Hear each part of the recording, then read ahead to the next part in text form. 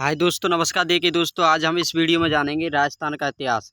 देखिए, राजस्थान के इतिहास में हम मेवाड़ राज्य के इतिहास को इस वीडियो में, एक ही वीडियो में हम सभी मेवाड़ राज्य के पूरे संपूर्ण इतिहास को जानने वाले हैं दोस्तों। इसी वीडियो को ध्यान से देखिए। बीएसटीसी पीटीटी 2025 की तैयारी करने के लिए दोस्तों, मैं बीएसटीसी की बुक के लक्ष्य के माध्यम से आपको संपूर्ण तैयारी करा रहा हूँ दोस्तों। आप मेरी वीडियो की, मेरे चैनल की प्लेलिस्ट में जाकर दोस्तों संपूर्ण वीडियो को शुरू से देखिए दोस्तों। बहुत आसानी होगी मेरे पर दोस्तों। कम समय के साथ आप तैयारी कर सकते हैं दोस्तों, इतना मैं आपको विश्वास दिलाता हूं दोस्तों। कम समय में दोस्तों आप बीएसटीसी में नंबर ला सकते हैं इन वीडियो को देखने के बाद दोस्तों। देखिए दोस्तों, मैं वीडियो को शुरू करता हूं। राजस्थान का इतिहास, इस राजस्थान के इतिहास में जानेंगे। पहले हम मेवाड़ का इतिहास। देखिए दोस्तों, मेवाड़ के इतिहास में भी हम पॉइंट में इम्पोर्टेंट पॉइंटों को जानेंगे जिन पर पेन से निशान बना हुआ है दोस्तों। उदयपुर मेवाड़ के प्राचीन नाम सिगी सिगी सिबी, प्रागवाट, मेदपाट आदि रहे हैं। ओके दोस्तों, जब से राजधानी उदयपुर नगर में हुई तब से मेवाड़ के स्थान पर उदयपुर राज्य का भी प्रयोग होने लगा था दोस्तों। याद रखें, राजपूताना के संपूर्ण इतिहास में मेवाड़ या उदयपुर का इतिहास ही सबसे अधिक गौरवपूर्ण है दोस्तों। याद रखें। देखिए दोस्तों, अगले पॉइंटों को बताता हूँ मैं। बताएं दोस्तों, आज भी उदयपुर के महाराणा हिंदुआ सूरज कहलाते हैं। देखिए दोस्तों, आज भी उदयपुर के जो महाराजा महाराणा है दोस्तों, वो हिंदू सूरज कहलाते हैं दोस्तों। उदयपुर राज्य के राज चिन्ह में अंकित शब्द। देखिए, उदयपुर राज्य के राज चिन्ह में अंकित चिन्ह कौन सा है दोस्तों? जो दृढ़ राखे धर्म को तेही राखे करता। देखिए दोस्तों, इम्पोर्टेंट पॉइंट है। जो दृढ़ राखे धर्म को तेही राखे करता, जो धर्म को दृढ़ राखे वही उसे ही करतार, वही अच्छा आदमी और वही करतार की ओर से दोस्तों। याद रखें। देखिए, उनकी स्वतंत्रता प्रियता व धर्म पर दृढ़ रहने को सब स्वयं वेव ही स्पष्ट करता है। मेवाड़ के इतिहास की जानकारी घुल गुहादित्य के काल से प्रारंभ होती है दोस्तों। गुहादित्य ने 566 ईस्वी के आसपास मेवाड़ में घुल वंश की नींव डाली। इनके पिता का नाम शिलादित्य व माता का नाम पुष्पावती था। गुहादित्य के बाद महेंद्र द्वितीय का पुत्र बापा रावल 734 से 753 ईस्वी मेवाड़ का प्रतापी राजा हुआ। इनका मूल नाम कालभोज था दोस्तों। याद रखें। बप्पा तो इसका विरुद्ध था। बप्पा के इष्ट देव एकलिंग जी थे और एकलिंग जी के मुख्य पुजारी हरित ऋषि के आशीर्वाद से सन 734 में राजस्थान हिंदी ग्रंथ अकादमी जयपुर की पुस्तक राजस्थान का इतिहास संस्कृत परंपरा एवं विरासत डॉक्टर हुकुमचंद जैन एवं डॉक्टर नारायण लाल माली के अनुसार नोट, राजस्थान हिंदी ग्रंथ अकादमी जयपुर की पुस्तक राजस्थान का इतिहास। देखिए दोस्तों, कोश डॉक्टर सुखवीर सिंह गहलोत के अनुसार 728वीं बप्पा रावल ने मौर्य राजा मानमोरी से चित्तौड़ दुर्ग जीता था। ओके दोस्तों, इससे हमें पता चलता है कि चित्तौड़ के महाराणाओं ने ये चित्तौड़ दुर्ग नहीं जीता, बनाया था दोस्तों। मौर्यों ने ये चित्तौड़ दुर्ग को निर्माण कराया था दोस्तों। मौर्यों के समय का ये चित्तौड़ दुर्ग है दोस्तों। याद रखें। उस समय घुइलों की राजधानी नागदा थी दोस्तों। याद रखें। बप्पा का देहांत नागदा में हुआ। उनका समाधि स्थल एकलिंग जी कैलाशपुरी से 1 मील दूरी पर है, अभी तक मौजूद है, जो बप्पा रावल के नाम से प्रसिद्ध है दोस्तों। याद रखें। बप्पा रावल के वंशज अलट के समय मेवाड़ की बड़ी उन्नति हुई। हड़प उस समय एक समृद्ध नगर व एक बड़ा व्यापारिक केंद्र था। अलट ने हड़ को अपनी दूसरी राजधानी बनाया दोस्तों। यह भी माना जाता है कि अलट ने मेवाड़ में सबसे पहले नौकरशाही का गठन किया था दोस्तों। याद रखें। देखिए दोस्तों, घुइल शासक शक्ति कुमार 977 से 993 ईस्वी के समय में मालवा के परमार राजा मुंज ने चित्तौड़ के दुर्ग पर अधिकार कर लिया। मुंज के वंशज राजा भोज ने त्रिभुवन नारायण शिव मंदिर, जिसे अब मोकल का सोमेश्वर मंदिर कहते हैं दोस्तों, निर्माण करवाया दोस्तों। याद रखें। इंपॉर्टेंट पॉइंट है दोस्तों।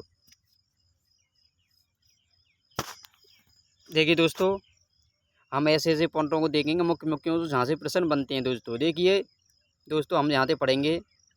सामंत सिंह 1172 ईस्वी में मेवाड़ का शासक बना, लेकिन मेवाड़ के पड़ोसी और नाटौर जोधपुर राज्य के गोड़वाड़ जिले में के चौहान राजा कीटू या कीर्तिपाल ने 1137 ईस्वी में सामंत सिंह से मेवाड़ का राज छीन लिया दोस्तों। तब सामंत सिंह ने बागड़ में अपना राज स्थापित किया दोस्तों। याद रखें दोस्तों। अब वीडियो को स्किम करके रोक कर स्क्रीनशॉट ले लें, या तो वीडियो और रिवीजन करते रहें दोस्तों। बार बार आप इस वीडियो को देखें या रिवीजन करते रहें दोस्तों स्क्रीनशॉट के द्वारा। देखिए, कीर्तिपाल को छेम सिंह के छोटे पुत्र कुमार सिंह ने 1179 ईस्वी में पराजित कर मेवाड़ पर अपने अधिकार किया। कुमार सिंह का वंशज क्षेत्र सिंह 1213 से 1253 ईस्वी प्रतापी व वीर राजा हुआ। क्षेत्र सिंह के समय दिल्ली के सुल्तान शमसुद्दीन अलमस ने नागदा पर आक्रमण 1222 से 1229 ईस्वी के मध्य किया व नागदा को भारी क्षति पहुंचाई। तब क्षेत्र सिंह ने मेवाड़ की राजधानी चित्तौड़ को बनाया। मेवाड़ के प्रमुख शासकों का विवरण निम्न है दोस्तों। अब हम जानेंगे, देखिए मेवाड़ के प्रमुख शासकों का वर्णन। देखिए दोस्तों, मेवाड़ के प्रमुख शासकों का वर्णन हम जानेंगे। देखिए पहले नंबर पर मेवाड़ के प्रमुख शासक आते हैं रावल रतन सिंह। देखिए दोस्तों, रावल रतन सिंह एक महत्वपूर्ण राजा हुए दोस्तों। इनके बारे में भी जानना बहुत अच्छी बात, बहुत ज़रूरी है दोस्तों, क्योंकि रावल रतन सिंह भी एक अच्छे और योग्य राजा थे। देखिए दोस्तों, जो पहले राजा हुए क्षेत्र सिंह के जो प्रतापी राजा पहले हुए थे दोस्तों। देखिए क्षेत्र सिंह के वंशज समर सिंह के दो पुत्र रतन सिंह व कुंभकर्ण हुए। कुंभकर्ण चला गया व वहाँ इस राजवंश की नींव डाली। रतन सिंह मेवाड़ का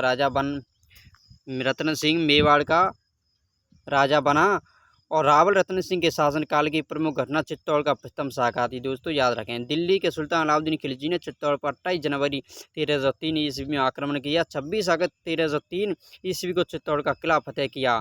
मलिक मोहम्मद जैसी के पद्मावत के अनुसार यह युद्ध रावल रतन सिंह की रूपवती महारानी पद्मिनी के लिए हुआ। इस युद्ध में रावल रतन सिंह मारे गए हुआ।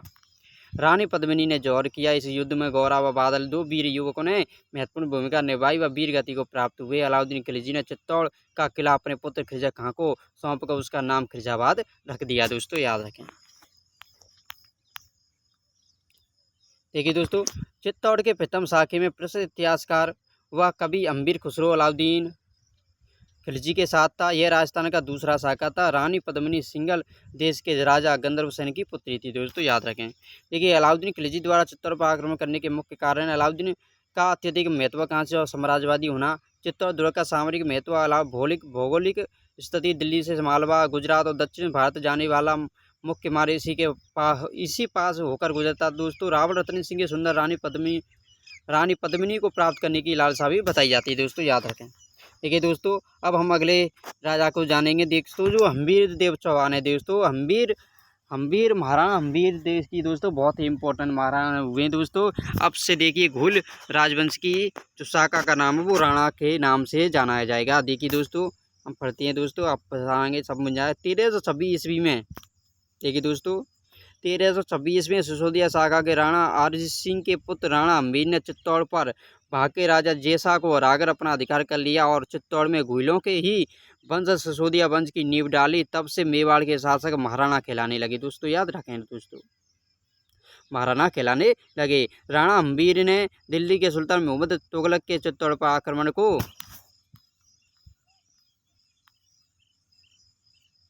विफल किया। तब से लेकर महाराणा उदय सिंह 1567 ईस्वी के समय तक मेवाड़ का शासन चित्तौड़ दुर्ग से ही चलता रहा। महाराणा कुंभा द्वारा निर्मित रसिक प्रिया टीका में तथा कीर्ति स्तंभ प्रश्नी हम्बीर को विषम घाटी पंचानन विकट आक्रमणों में भी सिंह के सदृश कहा है। हम्बीर का ध्यान 1364 ईस्वी में होना माना जाता है दोस्तों, याद रखें। हम्बीर चौहान बहुत ही एक वीर योद्धा थे दोस्तों। ये अपने हट के लिए प्रसिद्ध थे दोस्तों। ये जो ठान लेते थे दोस्तों उसे करके रहते थे दोस्तों। देखिए दोस्तों, अगले हम महाराणाओं को जानेंगे। देखिए दोस्तों, अगला हमारा पॉइंट है महाराणा लाका व महाराणा मोकल।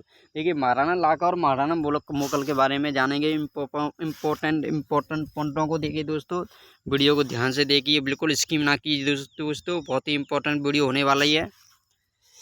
देखिए महाराणा हम्बीर के पुत्र व क्षेत्र सिंह खेता के पुत्र लक्ष्य सिंह राणा लाका। देखिए लक्ष्य सिंह नाम आ जाए या राणा लाका आ जाए, एक ही बात है दोस्तों। सन 1382 में चित्तौड़ के राज सिंहासन में बैठे। इनके राजस्व काल में मगरा जिले के जावर गांव में चांदी की खान बिक निकल आई दोस्तों, याद रखें, प्रश्न आ सकता है।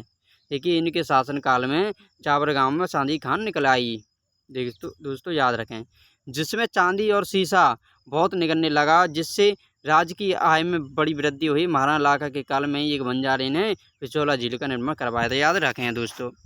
प्रश्न आता है कि किसके शासन काल में पिछोला झील बनी, तो महाराणा लाका वृद्धावस्था में बंदौर के राव रामल राठौर की बहन हंसाबाई के साथ विवाह हुआ और लाका के बड़े पुत्र चूड़ा ने मेवाड़ का राज हंसाबाई की होने वाली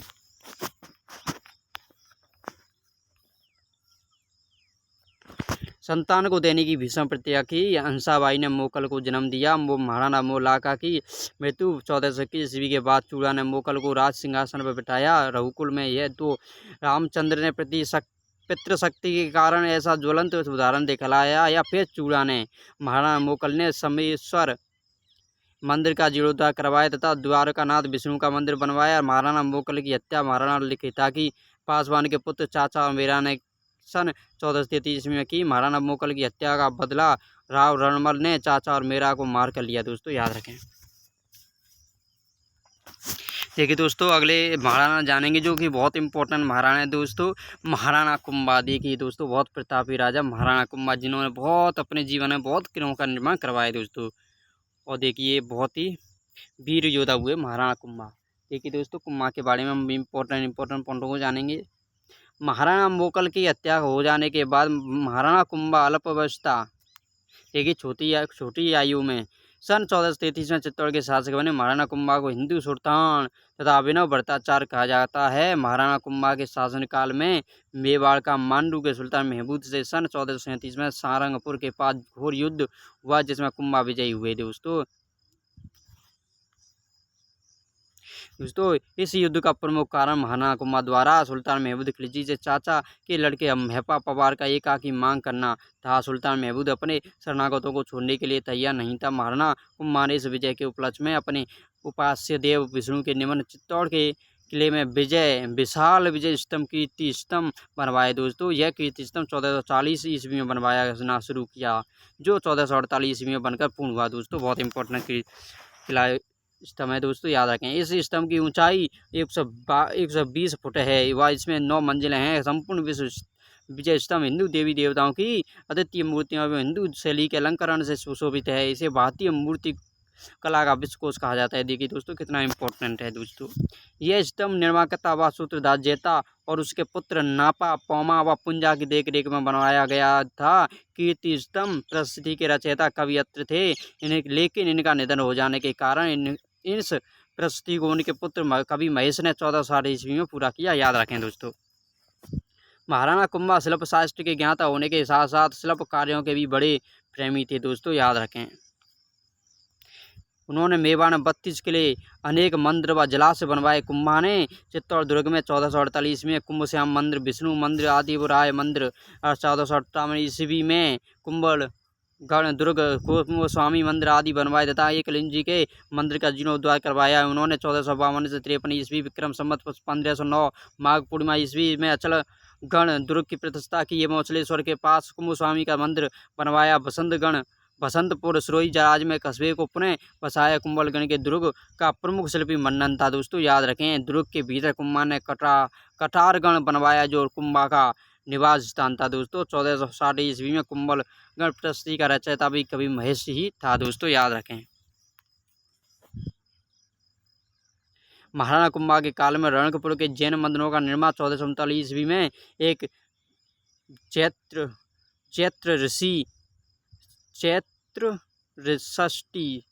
जेठ षष्ठी धनरक ने करवाया था। रणकपुर के चौमुखा मंदिर का निर्माण देपाक नामक शिल्पी के निर्देशन में हुआ। दोस्तों चंपानेर की संधि, देखिए दोस्तों, मालवा के सुल्तान महमूद खिलजी और गुजरात के सुल्तान कुतुबुद्दीन ने महाराणा कुंभा को हराकर उसका मुल्क आपस में बांटने के लिए उस पर एक साथ मिलकर आक्रमण करने हेतु चंपानेर में एक संधि की, जिसे चंपानेर की संधि कहा जाता है। यह संधि वर्ष 1456 ईस्वी में की गई। दूसरे वर्ष 1457 ईस्वी में सुल्तान कुतुबुद्दीन तथा सुल्तान महमूद खिलजी ने मेवाड़ पर आक्रमण किया, लेकिन वे महाराणा कुंभा को नहीं हरा सके। दोस्तों याद रखें।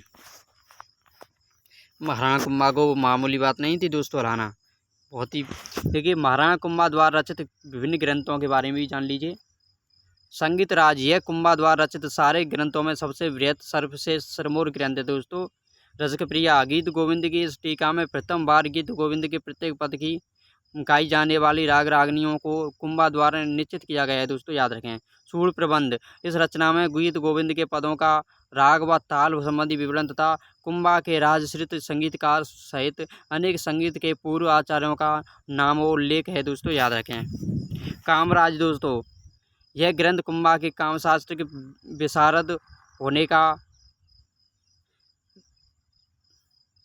परिचायक ग्रंथ है दोस्तों, याद रखें। कामराज रतिसार। अन्य ग्रंथ है दोस्तों, संगीत मीमांसा, संगीत क्रम, दीपिका, नवीन गीत गोविंद, वाद प्रबंध, संगीत सुधारी, पार्थिक, चंडी शतक, टीका, संगीत रत्नाकर टीका आदि हैं दोस्तों, याद रखें। महाराणा कुंभा के राजश्रित विद्वान कलाकार, देखिए महाराणा के दरबार में जो कलाकार या विद्वान थे उनके बारे में भी जान लीजिए दोस्तों, कौन कौन है। देखिए दोस्तों, हमारा पहला पॉइंट है श्री सारंग व्यास, संगीताचार्य व कुंभा के संगीत गुरु है दोस्तों। श्री कानड़ व्यास दोस्तों, कुंभा के सर्वप्रसिद्ध दरबारी कवि एवं संगीत शास्त्री के यहाँ था। वह एक लिंग जी महात्मा के रचनाकार दोस्तों, याद रखें। रमाबाई दोस्तों महाराणा कुंभा की पुत्री है। महाराणा कुंभा की पुत्री व संगीतक शास्त्र की ज्ञाता दोस्तों, याद रखें। अभी अत्रि भट्ट दोस्तों, इन्होंने कीर्ति स्तंभ प्रशस्ति की रचना प्रारंभ की, जिसे अनेक पुत्र महेश भट्ट ने पूर्ण किया दोस्तों, याद रखें। महेश भट्ट दोस्तों कीर्ति स्तंभ प्रशस्ति के शेष भाग की रचना की दोस्तों, याद रखें। सूत्रधार दोस्तों सुथार मंडन, इनके द्वारा रचित ग्रंथ दोस्तों। प्रसाद मंडन देवालय निर्माण कला का विस्तृत विवेचन है दोस्तों। राजवल्लभ मंडन दोस्तों राजप्रसाद एवं नगर रचना का विस्तृत वर्णन है दोस्तों। रूप मंडन दोस्तों यह मूर्ति कला का विषयक ग्रंथ है दोस्तों, याद रखें। देवता मूर्ति प्रकरण दोस्तों रूपावतार मंडन है दोस्तों। मूर्ति निर्माण और प्रतिमा स्थापना का विवरण है दोस्तों, याद रखेंगे। वास्तु मंडन दोस्तों वास्तु कला का सविस्तार वर्णन है दोस्तों। वास्तु का दोस्तों इसमें वास्तुकला संबंधी दुर्ग भवन और नगर निर्माण संबंधी संपन्न है दोस्तों, याद रखें। कोदंड मंडन यह ग्रंथ धनु विद्या संबंधी है दोस्तों, याद रखें। शकुन मंडन इसमें शकुन और अपशकुनों का वर्णन है दोस्तों। वेद मंडन व्याधियों के लक्षण और निदान का उपाय है दोस्तों, याद रखें। मंडन के भाई नाता ने वास्तु मंजरी और मंडन के पुत्र गोविंद ने कला निधि नामक पुस्तकों की रचना की दोस्तों, याद रखें। देखिए दोस्तों कुंभकालीन जैन आचार्य कुंभकालीन प्रसिद्धि जैन आचार्यों से स्वामी सुंदर सूरी, जयशेखर सूरी, भुवन कीर्ति एवं स्वामी प्रमुख थे। सन 1468 में कुंभा की उसके पुत्र उदा ने हत्या कर दी दोस्तों। कुंभा की उसके पुत्र ने ही उदा ने हत्या कर दी थी और स्वयं गद्दी पर बैठा दोस्तों, याद रखें। देखिए दोस्तों वो कहते हैं ना मनुष्य दुश्मन से जीत जाएगा परंतु अपनों से हार जाता है, वही बात हो गई। उसके पुत्र ने ही उसकी हत्या कर दी दोस्तों। पता नहीं किस प्रकार की होगी, धोखे से की होगी दोस्तों। ये ऐसे महाराणा कुंभा को पुत्र भी नहीं हरा सकता।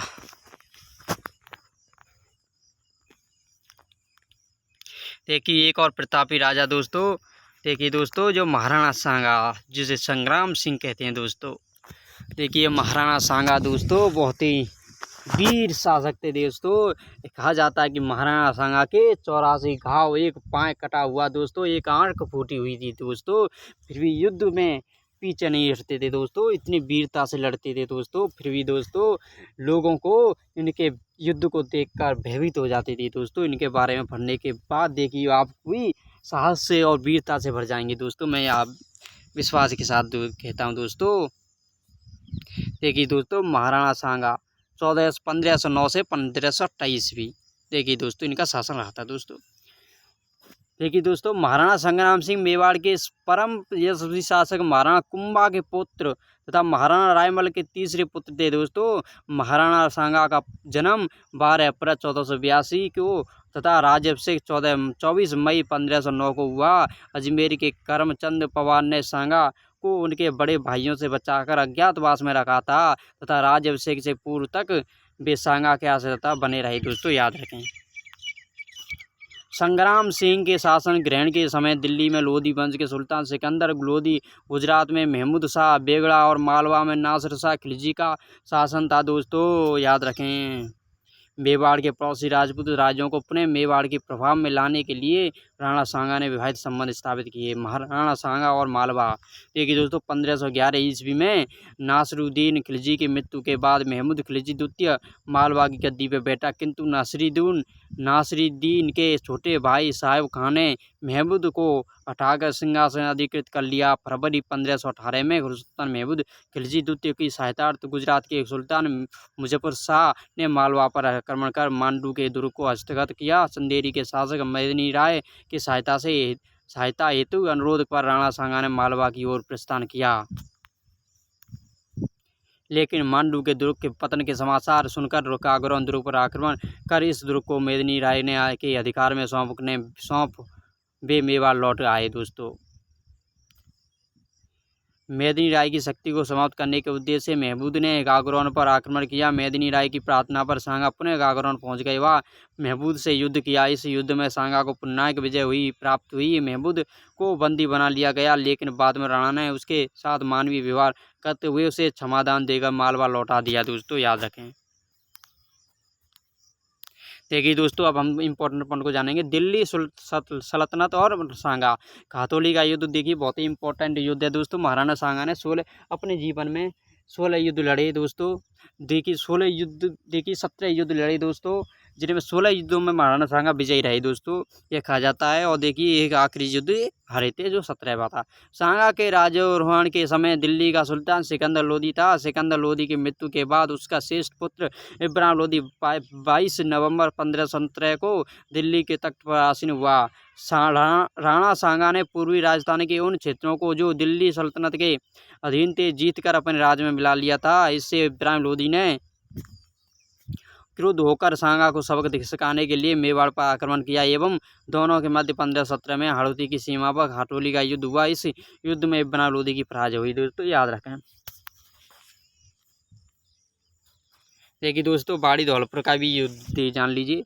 बाड़ी धौलपुर का युद्ध जो 1518 ईस्वी में लड़ा गया है। इब्राहिम लोदी ने अपनी पराजय का बदला लेने के लिए मियां मक्कन के नेतृत्व में शाही सेना का राणा सांगा के विरुद्ध भेजी। इस युद्ध में शाही सेना को बाड़ी के युद्ध में बुरी तरह पराजित होकर भागना पड़ा। दोस्तों, देखिए दोस्तों, बाबर और सांगा। राणा सांगा के समय काबुल का शासक बाबर मोहम्मद जैनुद्दीन बाबर था, जो तैमूर लंग के वंशज अमर शेख मिर्जा का पुत्र था। बाबर ने 20 अप्रैल 1526 को पानीपत की प्रथम लड़ाई में दिल्ली के सुल्तान इब्राहिम लोदी को परास्त कर दिल्ली पर मुगल शासन की आधारशिला रखी। दोस्तों, याद रखें। दिल्ली पर अधिकार करने के बाद बाबर ने राणा सांगा पर भी अपना अधिकार जमाने हेतु आक्रमण किया। बाबर ने फतेहपुर सीकरी में अपना प्रभाव डाला। बाबर की ओर से मेहदी ख्वाजा द्वारा बनाया बयाना दुर्ग अधिकृत कर लिया गया। दोस्तों, देखिए दोस्तों, बयाना युद्ध 16 फरवरी 1527 ईस्वी। गोपीनाथ शर्मा की पुस्तक के अनुसार 16 फरवरी व वीर विनोद पुस्तक के अनुसार 21 फरवरी 1527 ईस्वी को बयाना के युद्ध में बाबर की हार हुई। को सांगा ने बाबर की सेना को बयाना पर दुर्ग पर सेना को हराकर बयाना दुर्ग पर कब्जा कर लिया। बाबर ने इस हार का बदला लेने के लिए सांगा पर अपने आक्रमण हेतु कूच किया। बयाना की विजय के बाद सांगा ने सीकरी जाने का सीधा मार्ग छोड़कर भूसावर होकर सीकरी जाने का मार्ग पकड़ा। वह भूसावर में लगभग 1 माह ठहरा रहा, लेकिन उससे बाबर को खानवा के मैदान में उपयुक्त स्थान पर पड़ाव डालने और उचित सैन्य संचालन का समय मिल गया। दोस्तों, खानवा का युद्ध 17 मार्च 1527 ईस्वी। गोपीनाथ शर्मा की पुस्तक के अनुसार 17 मार्च एवं वीर विनोद पुस्तक के अनुसार 16 मार्च को खानवा के मैदान में दोनों सेनाओं के मध्य भीषण युद्ध हुआ। खानवा का मैदान आधुनिक भरतपुर जिले की रूपबाद तहसील में है। दोस्तों, याद रखें। इस युद्ध में महाराणा सांगा के झंडे के नीचे प्राय सारे राजपूताना के राजा थे। राणा सांगा ने खानवा के युद्ध से पहले पाती परवन की राजपूत परंपरा को पुनर्जीवित करके राजस्थान के प्रत्येक सरदार को अपनी ओर से युद्ध में शामिल होने का निमंत्रण दिया था। दोस्तों, याद रखें। मारवाड़ के राव गंगा एवं मालदेव, आमेर का राजा पृथ्वीराज, बीदर का राजा भारमल, बीरमदेव, मेड़तिया, बागड़, डूंगरपुर का रावण उदय सिंह व खेतजी देवलिया का रावत भाग सिंह, नरबद, हड़ा, चंदेरी का मेदिनी राय, वीर सिंह देव, बीकानेर के राव जेत सिंह का पुत्र कुंवर कल्याणमल, झाला आदि कई राजपूत राणा सांगा के साथ थे। दोस्तों, याद रखें। देखिए दोस्तों, सांगा अंतिम हिंदू राजा थे। अंतिम हिंदू राजा इन्हें क्यों कहा जाता है, क्योंकि इनके समय पे सभी राजा एक थे दोस्तों। जो सभी राजा जो महाराणा थे दोस्तों, वो सभी एक होकर बाबर से युद्ध किया था, इसलिए इन्हें अंतिम हिंदू सम्राट कहा जाता है। जिनके सेनापतित्व में सब राजपूत जातियां विदेशियों को भारत से निकालने के लिए सम्मिलित हुई थी दोस्तों। इसलिए इस युद्ध के दौरान राणा सांगा के सिर पर एक तीर लगा, जिससे वे मूर्छित हो गए थे। तब झाला अज्जा को सब राजचिन्हों के साथ महाराणा के हाथी पर सवार किया। झाला अज्जा ने इस युद्ध संचालन में अपने प्राण दिए। युद्ध में बाबर विजयी हुआ। मूर्छित महाराणा को राजपूत बसवा गांव जयपुर राज ले गए। खानवा के युद्ध में सांगा की पराजय का मुख्य कारण महाराणा सांगा की प्रथम विजय के बाद तुरंत ही युद्ध न करके बाबर को तैयारी करने का तुरंत समय देना था। राजपूतों की युद्ध तकनीकी भी पुरानी थी और वे बाबर की युद्ध की नवीन व्यूह रचना तुलुगमा पद्धति से अनभिज्ञ थे। बाबर की सेना के पास तोपें और बंदूक भी थीं, जिससे राजपूत सेनाओं की बड़ी हानि हुई थी। खानवा युद्ध के बाद भारतवर्ष में मुगलों का राज स्थायी हो गया दोस्तों, तथा बाबर स्थिर रूप से भारतवर्ष का बादशाह बना दोस्तों, याद रखें। देखिए दोस्तों, स्क्रीनशॉट ले लीजिए रिवीजन के लिए दोस्तों। और देखिए दोस्तों, अगली पीडीएफ ओपन करते हैं। अभी देखिए सांगा के बारे में ही और भी जानेंगे। बाद में बाबर राजपूतों पर आक्रमण कर उनकी शक्ति को नष्ट करने के विचार से 19 जनवरी 1528 को चंदेरी पहुंचा। चंदेरी के मेदिनी राय की सहायता से करने तथा बाबर से बदला लेने के लिए सांगा ने चंदेरी की ओर प्रस्थान किया और कालपी से कुछ दूर रिच गांव में डेरा डाला, जहां उसके साथी राजपूतों ने, जो नए युद्ध के विरोधी थे, उसके फिर से युद्ध में देकर विष दे दिया। कालपी नामक स्थान पर 30 जनवरी 1528 को महाराणा सांगा का स्वर्गवास हो गया। उनके मानलगन लाया गया, जहाँ उनकी समाधि है दोस्तों। देखिए दोस्तों, महाराणा सांगा वीर, उदार, कृतज्ञ, बुद्धिमान और न्यायप्रिय शासक थे। मेवाड़ के ही नहीं, सारे भारतवर्ष के इतिहास में महाराणा संग्राम सिंह सांगा का विशिष्ट स्थान है। उनके राजकाल में मेवाड़ अपने गौरव और वैभव के सर्वोच्च शिखर पर पहुंच गया था, इसलिए उन्हें अंतिम भारतीय हिंदू सम्राट के रूप में स्मरण किया जाता है दोस्तों, याद रखें।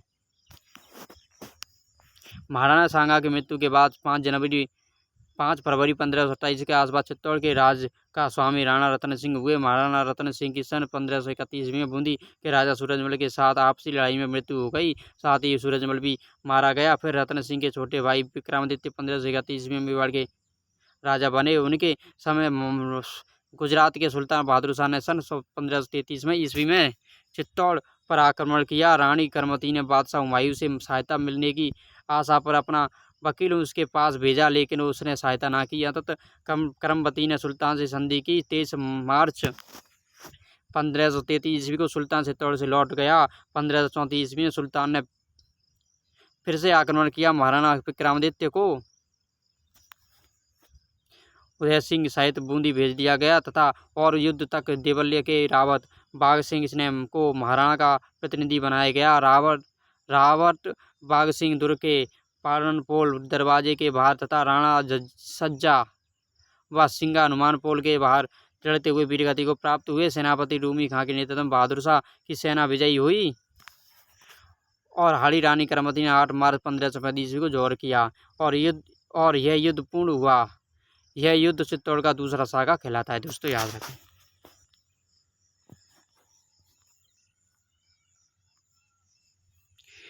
लेकिन बादशाह हुमायूं ने तुरंत ही बहादुर शाह पर हमला कर दिया, जिससे सुल्तान कुछ साथियों सहित मांडू भाग गया। लेकिन देखिए दोस्तों, उस समय पे देखिए दोस्तों, हम शुरू से ही पढ़ते हैं। बहादुर शाह के हराने पर मेवाड़ के सरदारों ने पुनः चित्तौड़ के किले पर अधिकार कर लिया। फिर विक्रमादित्य पुनः वहाँ के शासक हो गए। 1537 में दासी पुत्र बनवीर ने एक दिन रात के समय महाराणा को सोते हुए मार डाला और उदय सिंह का भी वध करना चाहा, लेकिन स्वामी भक्ता पन्नाधाय ने अपने पुत्र चंदन का बलिदान देकर उदय सिंह को बचा लिया। मेवाड़ का स्वामी बनकर बनवीर राज करने लगा। उदय सिंह द्वितीय को लेकर पन्नाधाय कुंभलनेर पहुंची। वहां के किलेदार आशा देवपुरा ने उन्हें अपने पास रखा। 1537 में कुछ सरदारों ने उदय सिंह द्वितीय को मेवाड़ का स्वामी बनाकर कुंभलगढ़ में राज्याभिषेक किया। उदय सिंह ने सेना एकत्र कर कुंभलगढ़ से ही चित्तौड़ पर चढ़ाई की। बनवीर मारा गया। 1540 ईस्वी में उदय सिंह अपने पैतृक राज के स्वामी बने। 1559 में महाराणा उदय सिंह ने उदयपुर शहर की नींव डाली। इसी सन में उदय सागर भी बनने लगा, जो 1565 में पूर्ण हुआ। मुगल बादशाह अकबर ने 23 अक्टूबर 1567 को चित्तौड़ किले पर आक्रमण किया। महाराणा उदय सिंह ने मालवा के पदच्युत शासक राज बहादुर को अपने यहाँ शरण देकर अकबर के लिए चित्तौड़ पर आक्रमण करने का अवसर उपस्थित कर दिया। महाराणा उदय सिंह राठौर, जयमल और मेरावत पट्टा को स्वर्ण आदेश नियत कर कुछ सरदारों सहित मेवाड़ के पहाड़ों में चले गए। अकबर से युद्ध में पर जयमल और कल्ला, राठौर, हनुमान पोल व भैरव पोल के बीच और रावत पट्टा व रामपोल के भीतर वीर गति को प्राप्त हुए व राजपूत स्टेटों ने जोर किया। 25 फरवरी 1567 को अकबर ने किले पर अधिकार किया। यह चित्तौड़ दुर्ग का तृतीय शाखा था। जयमल, मेरतिया और पट्टा सिसोदिया की वीरता पर मुग्ध होकर अकबर ने हाथियों पर चढ़ी उनकी पाषाण की मूर्तियां बनवाकर आगरा के किले के द्वार पर खड़ी करवाईं। महाराणा उदय सिंह का 28 फरवरी 1572 ईस्वी का गोगोना में देहांत हो गया, जहां उनकी छतरी बनी हुई है दोस्तों। देखिए दोस्तों, अब हम अगले महाराजा के बारे में जानेंगे दोस्तों, महाराणा प्रताप। इनके बारे में हर कोई जानता है दोस्तों। देखिए इनके बारे में ऐसा कौन है जो नहीं जानता होगा दोस्तों। ये तो एक प्रतापी राजा हुए दोस्तों, जिन्होंने अकबर को चुनौती दी थी दोस्तों, महाराणा प्रताप सिंह। देखिए महाराणा प्रताप दोस्तों एक महान वीर योद्धा हुए दोस्तों, इनके बारे में हर कोई जानता है। देखिए अब हम भी महाराणा प्रताप के बारे में जानने वाले हैं। देखिए अकबर भारत का महानतम विजेता व साम्राज्य निर्माता। ऐसे साम्राज्य का विरोध एक अकेले छोटे से राज ने किया और वह था मेवाड़। मेवाड़ के ने अकबर की साम, धाम, दंड और भेद सभी नीतियों को पैरों तले रौंद कर अपनी स्वाधीनता की रक्षा की थी दोस्तों। हमारा मेवाड़ का इतिहास बहुत ही रुचिकर है दोस्तों। मेवाड़ के 3 महाराणा उदय सिंह, प्रताप सिंह और अमर सिंह अकबर के समकालीन थे। तीनों को अकबर की शत्रुता का सामना करना पड़ा। तीनों ने अपने गौरव और अपने राज्य की एक स्वाधीनता के लिए अकबर से संघर्ष किया और तीनों में से एक से भी अकबर अपनी अधीनता स्वीकार नहीं करा सका। महाराणा अमर सिंह ने अंतिम समय में जहांगीर से संधि की, परंतु वह भी अपनी शर्तों पर। वीर शिरोमणि महाराणा प्रताप का जन्म 9 मई 1540 को कुंभकर्ण में महाराणा और उदय सिंह की रानी जयवंता बाई पाली के सोनगढ़ अखिराज की पुत्री के कोख से हुआ। महाराणा उदय सिंह ने अपनी दूसरी पत्नी जैसलमेर के भारतीय राजवंश की पुत्री धीरबाई से उत्पन्न हुए जयमाल को अपना उत्तराधिकारी नियुक्त किया, जबकि प्रताप सबसे बड़े व योग्य पुत्र थे। महाराणा उदय सिंह का देहावसान 28 फरवरी 1572 को हुआ। उदय सिंह की मृत्यु के बाद जयमाल को राजगद्दी पर भी बैठा दिया गया, लेकर जालौर के अखराज व ग्वालियर के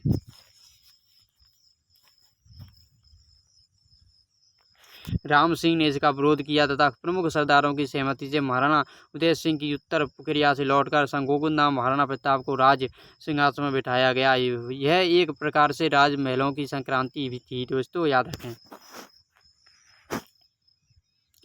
राणा प्रताप कीका के नाम से लोकप्रिय थे दोस्तों, याद रखें। प्रताप का विधिवत राजभिषेक समारोह कुंभलगढ़ में मनाया जाता है। जोधपुर के राठौर राजा रावचंद्र सेन भी इस समारोह में आए थे दोस्तों, याद रखें। अकबर द्वारा प्रताप से समझौते के प्रतिनिधि की सम्राट अकबर की पहल पर 1572 से 1573 ईस्वी में महाराणा प्रताप ने समझौते के 4 प्रतिनिधि हुए। सम्राट का पहला प्रतिनिधि जलाल खान फोरसी था, जिसे नवंबर 1572 में महाराणा प्रताप के पास भेजा गया। इसके बाद जून 1576 में आमेर के कुंवर मान सिंह को भेजा गया। उसके बाद सितंबर 1573 में मान सिंह के पिता आमेर के राजा भगवान दास को तथा इसके बाद अंतिम प्रतिनिधि के रूप में राजा तोड़रमल को दिसंबर 1573 में प्रताप से संधि हेतु भेजा गया। लेकिन यह सभी दूत महाराणा प्रताप को अकबर की अधीनता करने हेतु मना ना सके दोस्तों, याद रखें।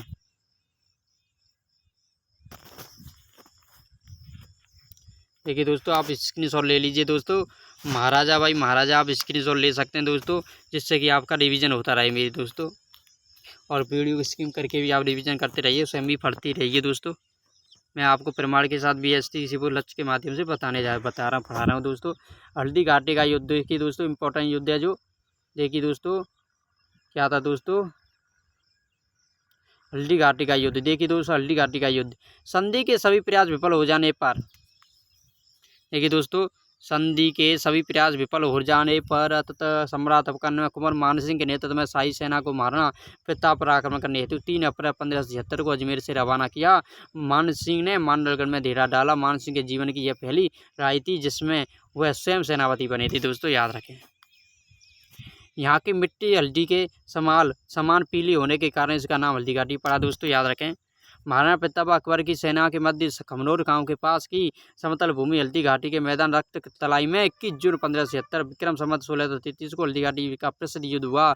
लॉर्ड प्रसिद्ध इतिहासकार श्री गोपीनाथ शर्मा की पुस्तक राजस्थान का इतिहास तथा राजस्थान सरकार के प्रकाशन के में इस युद्ध की तिथि 21 जून 1576 दी गई है। इस युद्ध में महाराणा प्रताप के साथ ग्वालियर के राम सिंह व उसके पुत्र ग्वालियर शालीभान आदि भामाशाह व उसका भाई ताराचंद झाला, मानसिंह झाला बीदा, सोनगरा और मानसिंह आदि प्रमुख व्यक्ति थे। प्रताप की सेना के सबसे आगे के भाग का नेतृत्व हकीम खान सूर पठान के हाथ में था। मानसिंह की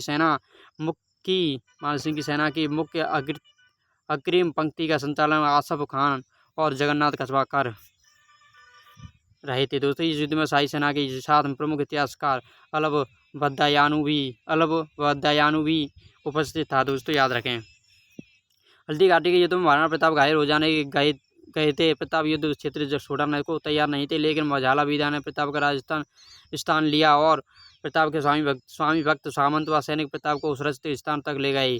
जब प्रताप मैदान से जा रहे थे तो 2 मुगल सैनिकों ने उनका पीछा किया। प्रताप का भाई शक्ति सिंह जो उसके समय मुगल सेना में था ने उन दोनों सैनिकों का पीछा किया और उन्हें मार डाला। दोनों भाई बलीचा गांव के पास एक नाले के किनारे मिले। वहीं चेतक ने आखिरी सांस ली। वहीं चेतक का सबूतरा बना हुआ है। दोस्तों याद रखें, राणा प्रताप के अचानक युद्ध भूमि से हट जाने के बाद मेवाड़ की सेना की हिम्मत टूट गई थी। झाला बीदा ने प्रताप का स्थान ले लिया। मुगल सैनिकों ने झाला बीदा को ही प्रताप समझा व उन्हें मार गिराया। अतः मेवाड़ी सेना को मैदान छोड़ना पड़ा। इस दोपहर को मुगलों की जीत के बाद समाप्त हुआ।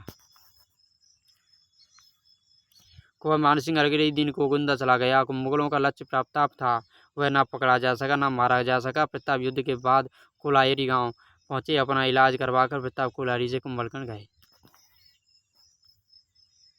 कुंभलगढ़ पहुंचने के बाद प्रताप ने वहीं से अपने सैन्य संगठन को फिर से सुदृढ़ करना प्रारंभ किया। उन्होंने अपनी सैनिक नीति के तहत गुरिल्ला छापामार युद्ध पद्धति अपनाई। मुगल जो जगह लेते प्रताप मुख्य मुगल सेना के हटते ही उस जगह पर फिर से कब्जा कर लेते। धीरे धीरे उन्होंने अपना सारा प्रदेश फिर से मुगल सेना से छीन लिया और अकबर की महत्वाकांक्षा पूरी नहीं होने दी। प्रताप ने फिर से गोकुंदा पर अपना आधिपत्य स्थापित किया।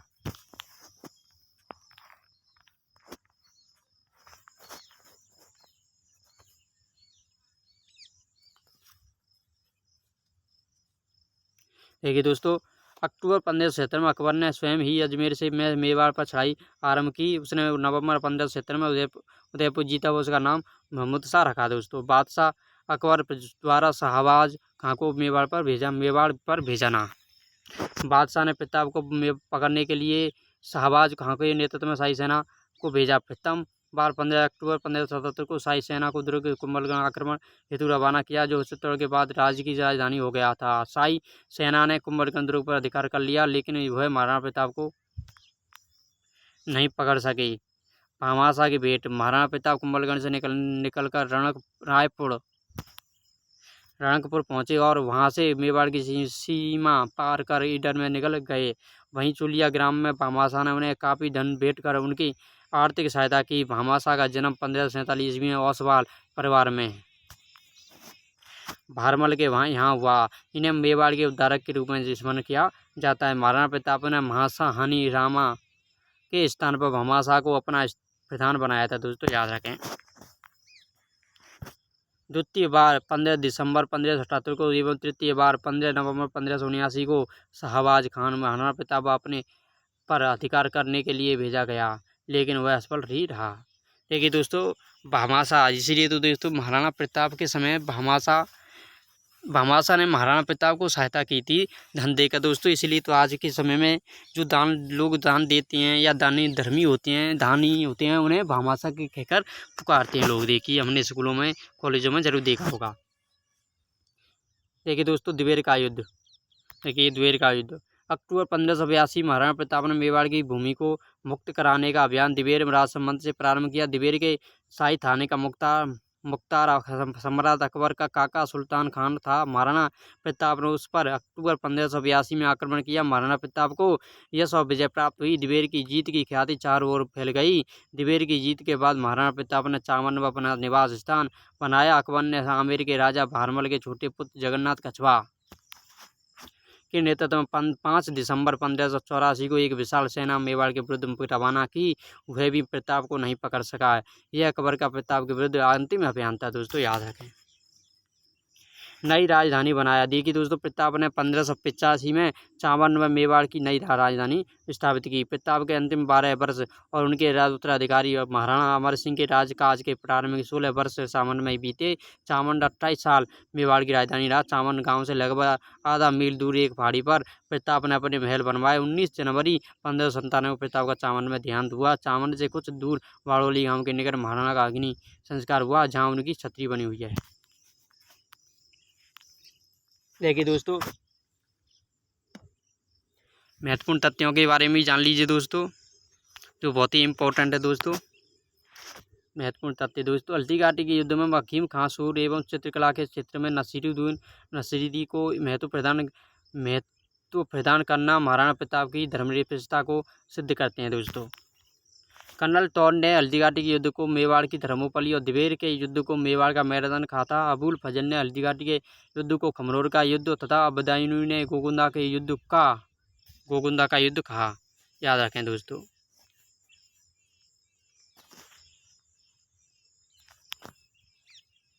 देखिए दोस्तों, महाराणा अमर सिंह।